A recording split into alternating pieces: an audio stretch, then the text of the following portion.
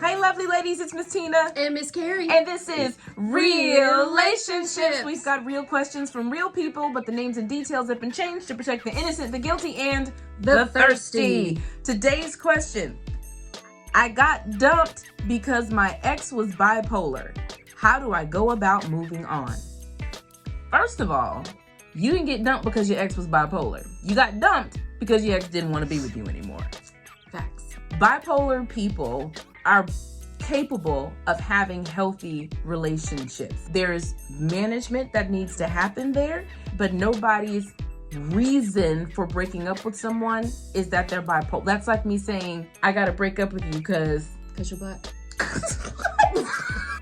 was gonna say because I got corona. Oh. That has nothing to do with it. They didn't want to be with you anymore and they thought it was a good excuse. I also wanted to point out too that there's a huge difference between having a self-diagnosis and a medical doctor diagnosis. Just because you think it doesn't necessarily mean that it's accurate. Doctors are professionals. They go to school and pay a lot of money for a long time to get their degrees and know what they know. You're not going to be able to equate what you can learn on Google in 2 hours with medical expertise. That said, just because a doctor says that this is the problem doesn't mean that it is. If you ever are diagnosed with something and you disagree, get a second opinion from someone else who paid a lot of money and went to school for a long time. When you have a diagnosis, when you find that you agree with it, then you need to make sure that you follow through on the treatment plan. And if for any reason you need to divert from that treatment plan, I don't like the way the medication makes me feel or anything like that, it is important to speak to the doctor and let them know so they can come up with something that works for you. As far as the whole bipolar thing, if they're self-diagnosing, that could be them avoiding some accountability for their choices and actions and how they treat people sometimes. I'm not saying that everyone who self-diagnoses themselves as having a mental illness is using it to avoid accountability. I'm saying that there are those that do. Make sure that you encourage the people that you're concerned about having a mental illness to get the proper help and to follow the treatment plan so they can get appropriate support and live well. The real question here is, how do you move on? First of all, let me point out that moving on, move is an action word. It doesn't just happen. You got the dance hands, girl. It's something that you do intentionally. So here's our tips for moving on from a breakup. Move on in your problem solving. Pointing fingers keeps the pain present. Why did they do whatever? What could I have done differently? You're broken up. It's behind you. Stop trying to solve those problems. Move on. Mm-hmm. So the second thing is change your conversation from what used to be to what is for the sake of what will be. That's right. Talk about where you're at now. Doesn't matter what was. Stop talking about them. Stop talking about it. Now, you are going to need to express yourself, so we're not saying to bottle up your feelings. Keep a journal. We keep telling y'all that. Start a YouTube channel. But don't make it public. I wouldn't do that. If you're just venting, move on in your conversation. So that you have a healthier future. Move on in your focus. From us and we to I and me.